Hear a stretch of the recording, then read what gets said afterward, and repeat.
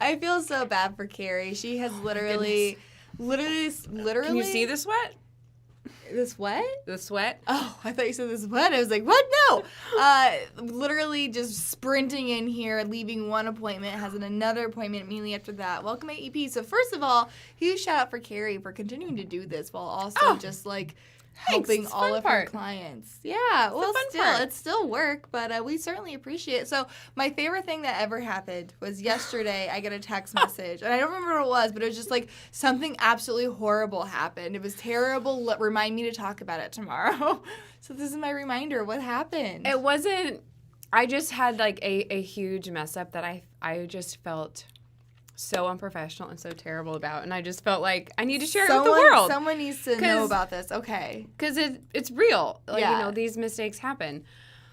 I'm probably making this up to be bigger than what it is. Oh, but it's something that I felt absolutely terrible about. Okay.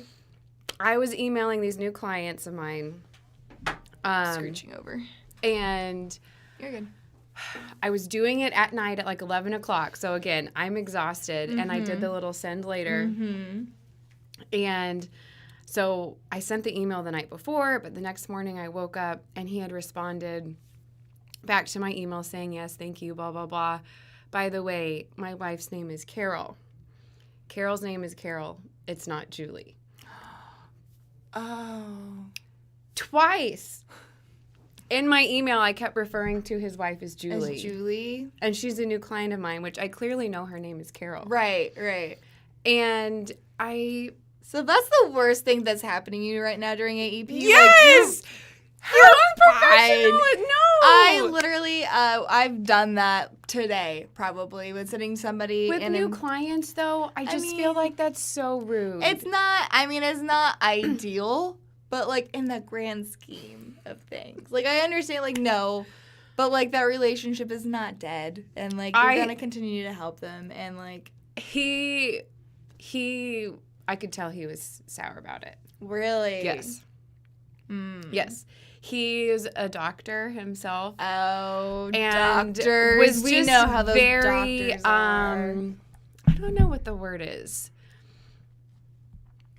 I don't know what it is. I think you're probably okay. So that I was just sharing that we're all human, you know? Mm-hmm. But it wasn't twice in the same This is what makes it worse. It wasn't that I referred to his wife as Julie in the same email that night before twice. Emails before. So I referred to her as Julie in your emails. That's probably fine. Well, speaking of mistakes that you made in your sales appointment. Oh, right on cue. Today, we're talking about 3 mistakes that are made during the sales appointment that we see pretty frequently. And just things that are like, hey, remember this as an agent. They're easy to do, but they're also easy to overcome. I think number 1, just have to realize that it is a mistake, like calling your agent or calling your client the wrong name in an email. Yeah. On multiple occasions. Yeah, okay, I get it. And Carol and Julie aren't close. No, it's not. It was like Julie and like Julia, or like Carol and Carolyn. The only thing I can think of is I have 2 couples. One is Bob and Carol, and one is Bob and Julie. Yeah, I get that. And I think I've been helping them both the last few months, and I think that's just... I was on Bob and Julie. Well, Bob and Julie appreciate you thinking of them during these trying times. So let's go ahead and get into it, because I do want to make sure that we respect your time. You got to go right at before 10:30. Same here, and so do you guys. So let's talk about it. Number 1, again, talking about 3 mistakes you make during the sales appointment. There are a lot more than that. These are just 3 common ones to remember. Number 1 is the technological barrier. This was actually one that Sadie, who is on the Medicare Cafe team, our training and education team leader, is something that she reminded me of, is that the technological barrier does exist, especially during this time of year when we are so reliant on things like Medicare Center, Medicare app. I had this mistake yesterday. Did you? Mm-hmm. Did you? And it's just like whenever you are on your computer, because again, I do love technology, e-applications, why use anything else? you're not going to try to calculate drug costs by hand because that's not, do you also make your butter with the little butter maker? What's that called? Churn. Do you churn your butter? No, we use technology.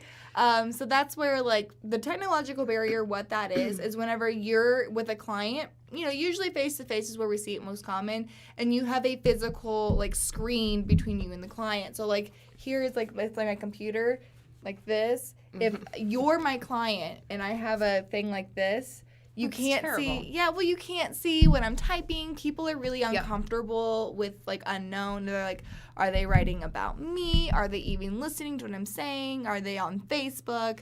My technological mistake yesterday was, so I had, like, 4 meetings, and I always use my laptop, and I had 4 meetings in my office that I used my laptop for. And then I packed it up and I had an appointment at somebody's house. I'm sitting there, and, I see my big, like, battery has, like, 30 seconds left. And I was like, I don't have my charger. And we're, like, mid-enrollment. And I was like, had 30 seconds left. What did you do? I was like, you know what? My computer's about to die. I don't have my charger. I think I have my iPad in my car. Luckily, I had my iPad in my car. But, again, I hate that feeling what platform were you on filling out the app? Was it the carrier site? MedCenter? Yeah. So did it save it for you where you were? Did you have to start from the beginning of that app? No, I had to start over. Ugh. But it wasn't that. Yeah. MedCenter apps are so easy. Backup. But, yeah, I was like, thank goodness I had that in my car. Otherwise, I would have had to I would have missed that sale and had to come back. So scary. So frustrating, too. Technology, my favorite thing is, like, technology is great until it's not. Yes. And it's like there's no other way to describe it. My only suggestion that I have with this for agents is when you're doing your sales process, if you are going to use a computer, allow them to see your screen. I know a lot of offices, the way that they have it set up is to where they have basically a mirrored screen. One screen is so that you can easily type it. The other screen is facing the client so they can see exactly what you're working on. It's great, like, when you're doing underwriting with MedSup, and they can see, why are they asking me my weight? Why are they asking me, these questions, my financial record? So it really does help that trust barrier. I just completely have mine sideways. That's why I use the laptop. Because my, like, the desktop is too far away. And so I use my laptop so I can, just look at this. Move it over to them. I also recommend, like, if you're like me, I love to take actually handwritten notes. So I actually will take my notes on, like, an iPad or something like that and allow them, like, I'm not hiding it from them. Like, they see the notes that I'm taking. Yes. So just be aware of that, making sure that I would say include them in the process. Absolutely. And remember your chargers. And remember your chargers. Which, again, I just tried. Yeah. Charge it. I left it here last night. I was, like, not thinking of my charger yesterday. Oh, my God. At all. So scary. The next thing we want to make sure you guys are doing is don't diss anyone. Don't diss your competition. Don't diss their current coverage. And don't diss your other clients. So true. You mentioned this. This was yours when you said don't diss their current coverage. Even if you're trying to switch them, even if, like, you weren't the original writing agent. Explain that a little bit more. I just feel like, they chose that plan at some point. And so, like, you don't want to just, like, make them feel like they're stupid and they made a terrible decision. I just always, try to say, that plan you're in, it has some good qualities. There are some good things about it, but there are some that are better for your situation. Or I'll say this plan was it was the plan to be in 2 years ago. Yeah. Now it's not. That's fair. So, like, you made the right decision at the time with the information that you had. Yeah, because I just feel like you're just like... Well, you want to encourage them, like, hey, like, one of the, like, old school sales tactics that still work. Old school sales tactics. Not sure what just came out of your mouth there. I just spoke in cursive. That's what happened. Spoke in cursive. Wow, that's awesome. I like that. Sales tactics that still work is to compliment them and make them feel like they're educated and that they're intelligent. Because if they're going to make a decision with you, they need to be confident in that decision with you. So you need to remind them this was a really intelligent decision. So when you started off talking about how dumb they are because of the decision they made, not a great start. Same thing with the competition. If you are we all talk about, we all talk about like call centers and things like that, which there is some legitimacy to a lot of that, but explain like why call center agents are, more so. What I always say is you need to focus on your value add versus on focusing on what other people don't do. Yes. Or what they do incorrectly. Focus your energy on what you do correctly. Studies actually show that if you are dissing your competition, so again, call centers, other agents, if you're dissing your competition, it actually negatively affects the trust the client has in you. Oh, I absolutely see that because you're just like trash talking. Exactly. I mean, that's not professional at all. No. And so when you think like, oh, I'm showing why I'm better than the competition, you're actually hurting the relationship with your client. I even try to be weary of like trash talking like the Joe Namath TV commercials because everybody wants to trash those and they bring them up and I'm always like, yeah, I was like those, they're very misleading, but they bring a lot of people to me because, they may not have been educated on what they were enrolling in, and so therefore I get to help them. Yeah, exactly. It's all factual, but it's not like, oh my gosh, like they're terrible, they're awful, they're trying to,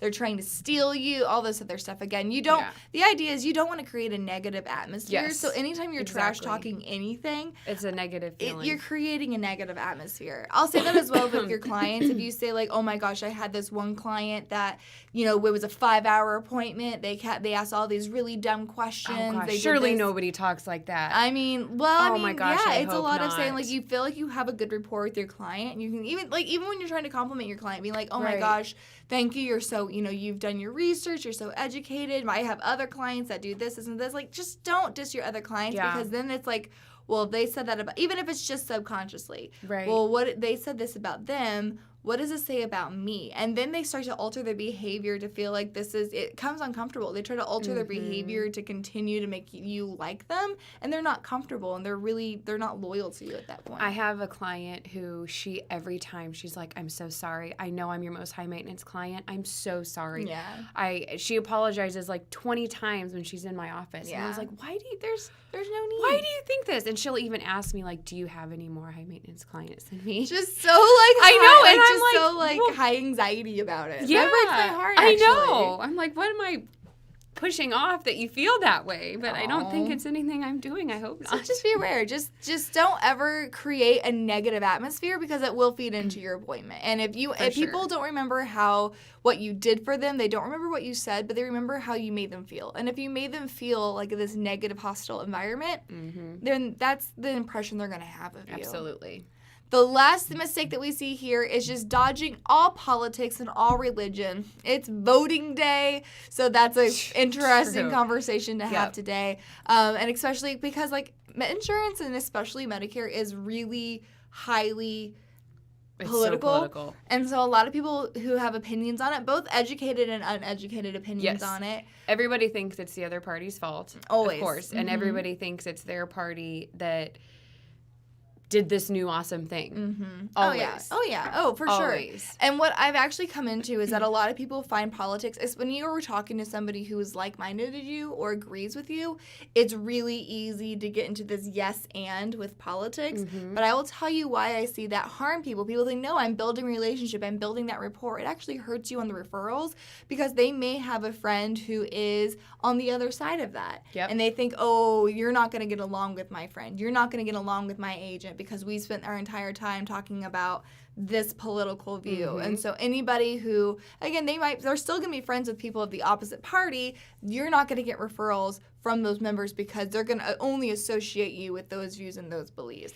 So the only time I even slightly, I don't go there, but when I have to say, I guess something even political, it happened 10 minutes ago when I was at an appointment.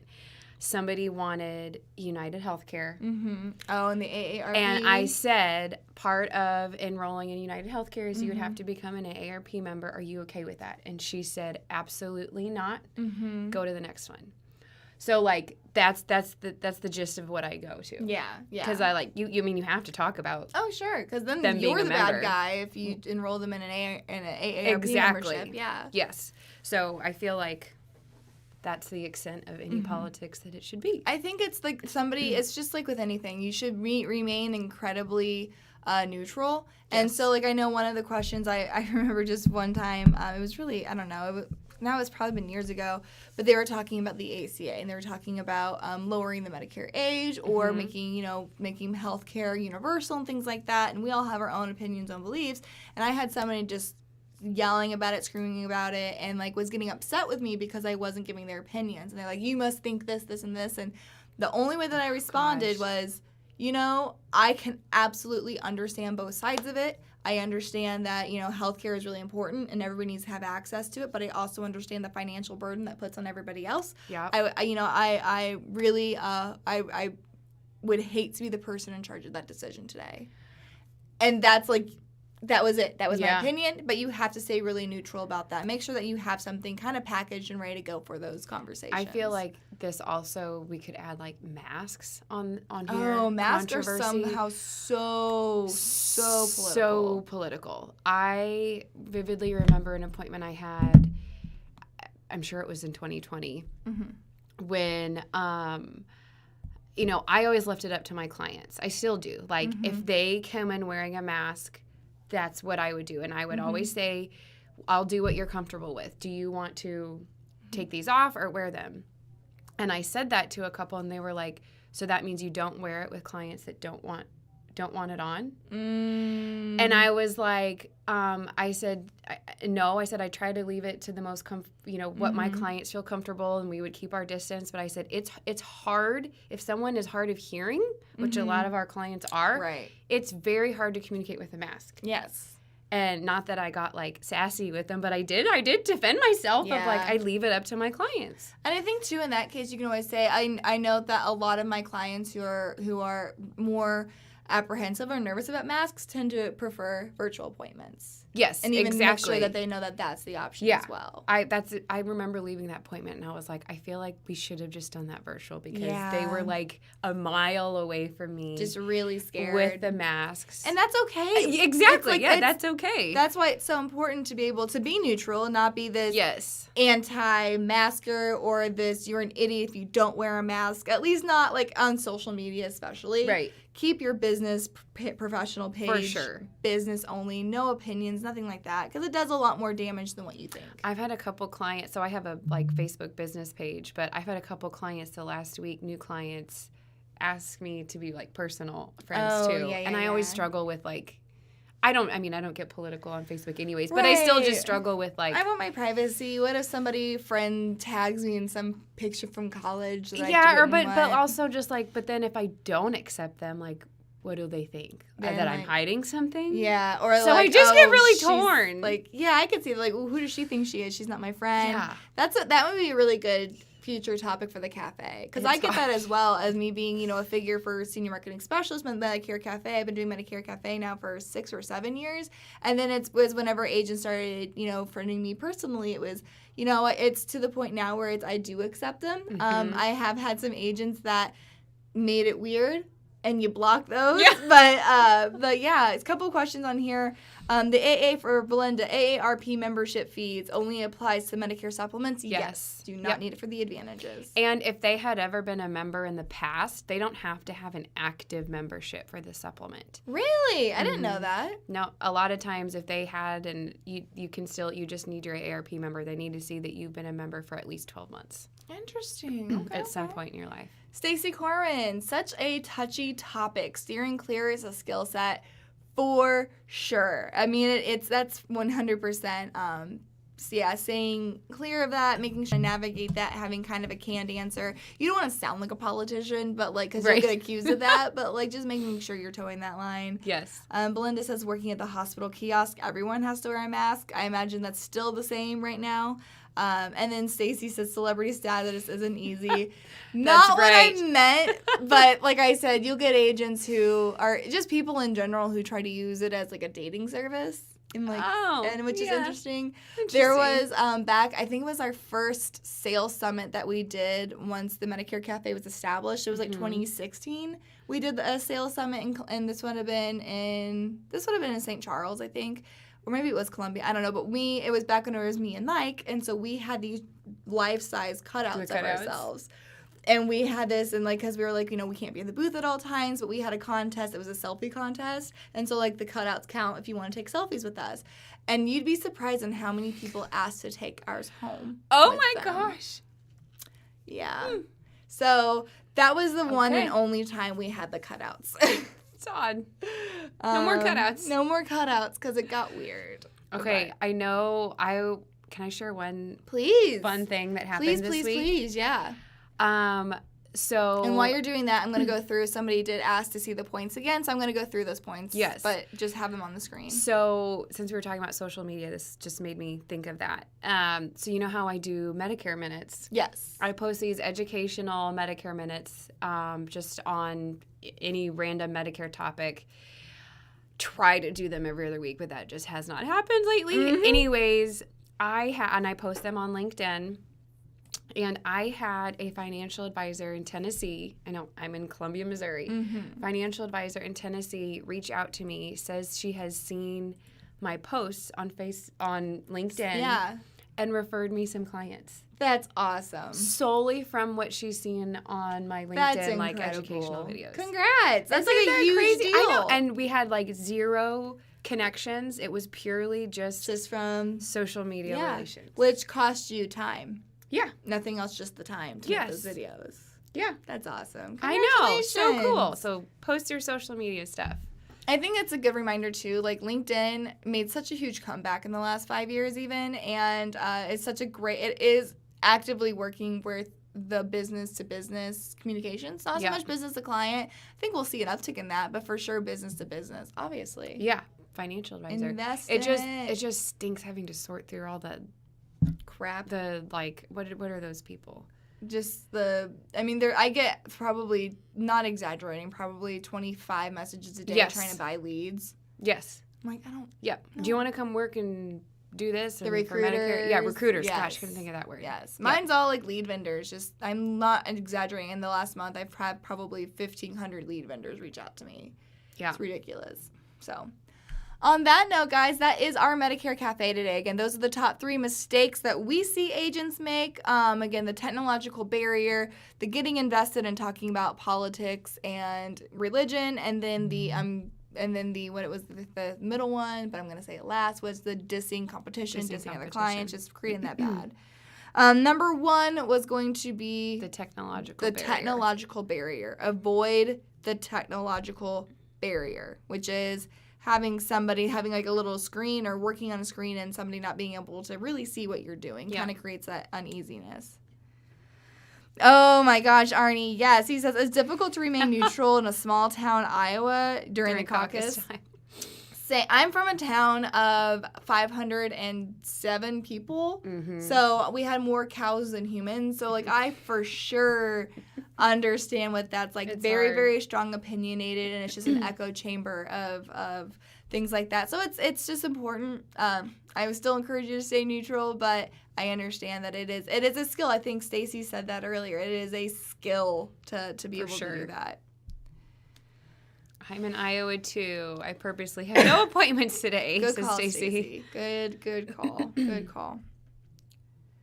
Question is, what is a literal screen? Like a computer screen. Like if Olivia and I were working. Like if Carrie was my client and I'm working and this is my laptop, if I was literally working like this, she can't see my screen. She can't see what I'm looking at. She can't see. She just knows that I'm typing or using a mouse, so she has no idea what I'm doing. There's just like a barrier between us. There's an actual barrier and actual screen here.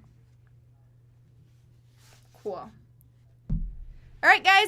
We want to make sure we give you plenty of time back. I know Carrie has meetings, has appointments right after this. I know you said you double booked yourself this morning. I did. That was not fun. So we are thriving during AEP. Appreciate you guys. We're about the halfway point if we haven't hit it. So we're almost. Friday will be halfway. Yeah. So hang tight, guys. We know you can do. If you have any questions, comments, concerns, thoughts, or promises, you can put them, send them to her. You can text this number. This is my direct phone number, so you can text that number. I will respond to you. Appreciate you guys. Employee retirement benefits. How do you avoid those clients?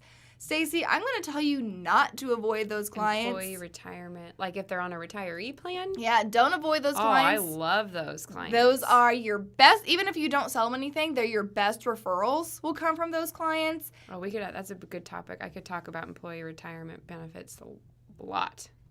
I think we should talk about that then. Got a lot of topics on that one. Stacey, we will have... They show up so confused at meetings and I can't help them. Stacey, we're going to do a full Medicare Cafe about those clients and what you can do for them, how to make the most out of them and whatnot. Probably met with 4 or 5 the last week or so. Really? Mm-hmm. Oh, how exciting. Let's talk about that. Helped some. Helped. I think there's one I didn't help. But then, it made sense for them to stay on their retiree plan. Yeah. They're forced to go through their employee group 800 number. We'll talk about it, Stacey. We'll talk about it. Terry says, I was in a building, walked by the office where agent was giving presentation and was saying everything was free. Can't that bite you in the future? Well, technically, Terry, that is illegal. It is against compliance to say everything is free. What? When you're talking about Medicare Advantage, free is uncompliant. You cannot say free.